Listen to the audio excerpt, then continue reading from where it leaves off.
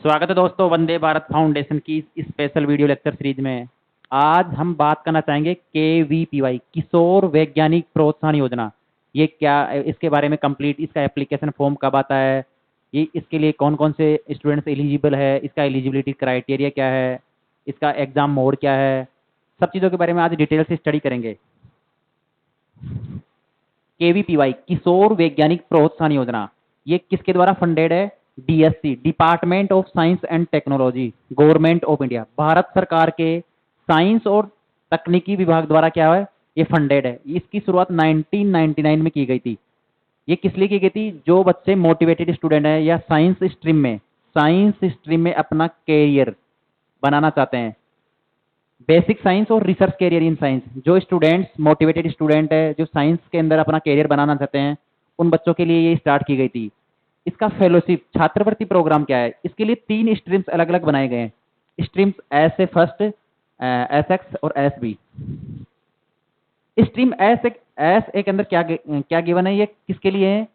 ये 11th class के students के लिए हैं। किसके लिए? फॉर स्टूडेंट 11th क्लास, जो स्टूडेंट्स 11th क्लास में इस बार एडमिशन ले रहे हैं उनके लिए हैं। इसके लिए एलिजिबिलिटी क्राइटेरिया क्या है? उनका 10th स्टैंडर्ड में मिनिमम 75% मार्क्स होना जरूरी है। साइंस और मैथमेटिक्स में मिला के कितना परसेंट मार्क्स जरूरी है? 75% मार्क्स। और for ST and SC PW student के लिए 65% मार्क्स जरूरी है। जिन स्टूडेंट ने सन 2022 में 10th क्लास में 75% मार्क्स के साथ 10th पास की है, वो इस एग्जाम के लिए एलिजिबल है, वो फॉर्म अप्लाई कर सकते हैं। Stream SX for student 12th class, जो बच्चे 12th क्लास में अपेयरिंग स्टूडेंट है 12th के लिए, वो बच्चे जिनकी मिनिमम 60% 12th बोर्ड में लाना जरूरी है। जब उनका 12th बोर्ड में एग्जाम होगा उसके बाद में उनको 60% मार्क्स लाना जरूरी है। किसमें? साइंस में आ गया फिजिक्स, केमिस्ट्री, मैथमेटिक्स और बायोलॉजी। वो स्टूडेंट साइंस के अंदर बायोलॉजी का स्टूडेंट भी होता है और मैथमेटिक्स का, उसको 60% एग्रीगेट मार्क्स की जरूरत है।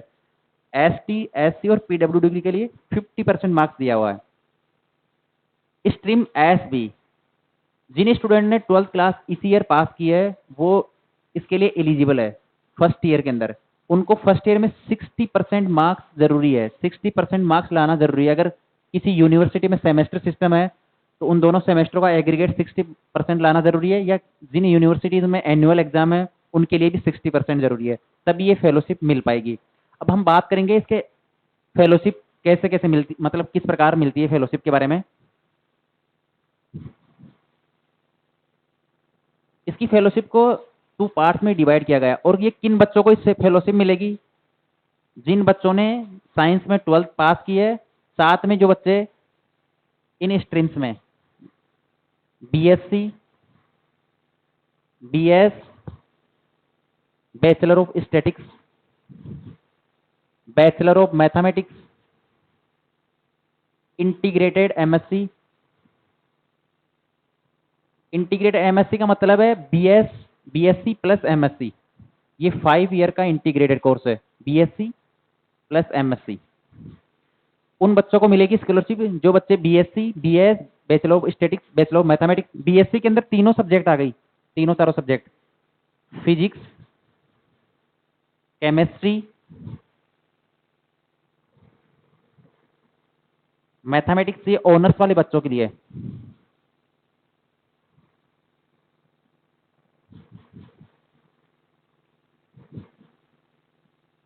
और बायोलॉजी।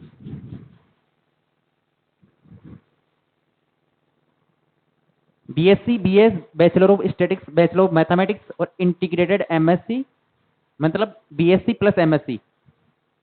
इनके लिए स्कॉलरशिप का क्या प्रोग्राम, उसके बारे में बात करेंगे। फर्स्ट से थर्ड ईयर तक बच्चों को 5000 पर मंथ मिलेंगे, 5000 पर मंथ।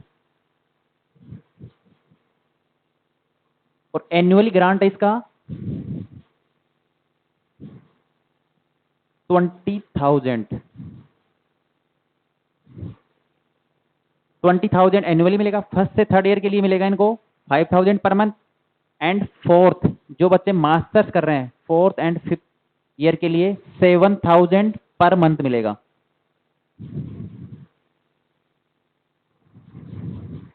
और 28,000 पर एनुअल, मतलब एक साल में 28,000 मिलेगा एनुअली ग्रांट मिलेगा। और फर्स्ट से थर्ड ईयर के लिए 5,000 और 7,000 फोर्थ और फिफ्थ ईयर के लिए मिलेगा। अब इसकी बात करेंगे कि ये इसके लिए स्टूडेंट्स को 60% एग्रीगेट मार्क्स एनुअल एग्जाम में लाना जरूरी है। 60% marks first year, second year और थर्ड ईयर वालों के लिए, तभी ये एलिजिबल हो पाएंगे। इसके साथ साथ ही इनके बहुत सारे केवीपीआई के बहुत सारे जैसे नेशनल यूनिवर्सिटीज है, उनमें इनको इंटर्नशिप के लिए, प्रोजेक्ट के लिए अप्लाई करने की जरूरत नहीं पड़ती। उनको डायरेक्ट नेशनल जितनी भी लेबोरेटरीज है, नेशनल और इंटरनेशनल लेबोरेटरीज है, उनमें काम करने का मौका मिलता है। साथ में ही समर प्रोग्राम में भी ये पार्टिसिपेट कर सकते हैं। अब इसका एप्लीकेशन फॉर्म कब निकलता है? और एप्लीकेशन फॉर्म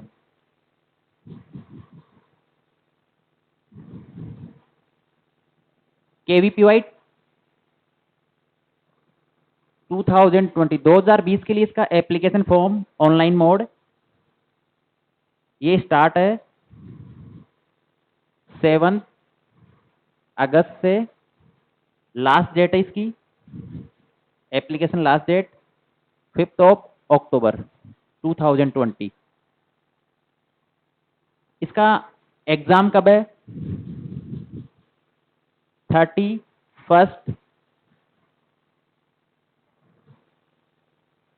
जनवरी 2021 को। लेकिन केवीपीआई का हर बार 75% क्या रहता है selection pressure? 75% aptitude test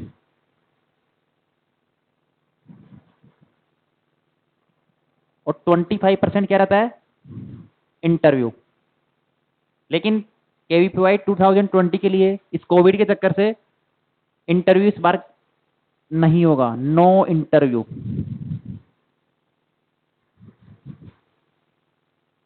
for 2020 के लिए ये एग्जाम कंडक्ट कौन करवाता है? इंडियन इंस्टीट्यूट ऑफ साइंस ये एग्जाम कंडक्ट करवाता है। भारतीय विज्ञान संस्थान बेंगलोर के द्वारा कंडक्ट किया जाता है। इसके साथ ही जो बच्चे केवीपीवाई में सेलेक्ट होते हैं उनके लिए एक बहुत बड़ी अपॉर्चुनिटी भी रहती है IISc एंड आइजर्स। इनमें ये अप्लाई कर सकते हैं डायरेक्ट एडमिशन BS और MS के लिए। BS और MS में डायरेक्ट एडमिशन के लिए अप्लाई कर सकते हैं। जो बच्चे केवीपीवाई के लिए सिलेक्ट होते हैं वो IISc बेंगलोर देश के रेपुटेटेड संस्थान है जो बेसिक साइंस मतलब केवल साइंस के लिए ही है। IIT से भी अच्छे हैं रिसर्च के लिए ये। साथ में हम बात करना चाहेंगे एग्जाम मोड की।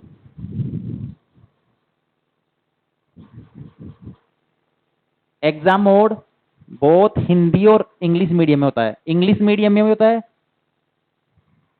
और हिंदी मीडियम में भी होता है।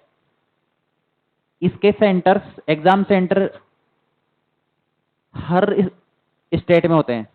प्रत्येक स्टेट में इसके एग्जाम सेंटर होते हैं। अब इसके साथ ही हम बात करना चाहेंगे इसके क्वेश्चन पेपर वगैरह की। इसका एग्जाम पैटर्न क्या होता है? एग्जाम पैटर्न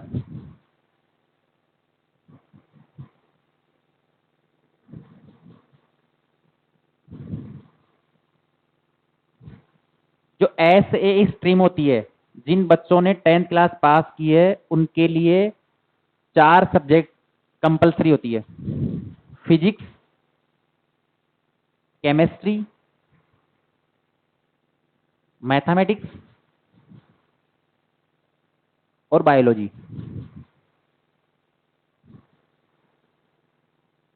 और जो SX और SD स्ट्रीम्स है उनके लिए 3 सब्जेक्ट। इन चारों में से 3 सब्जेक्ट चूज करना होता है। जो बच्चा बायोलॉजी का है वो बायोलॉजी, केमिस्ट्री और मैथमेटिक्स ले सकता है।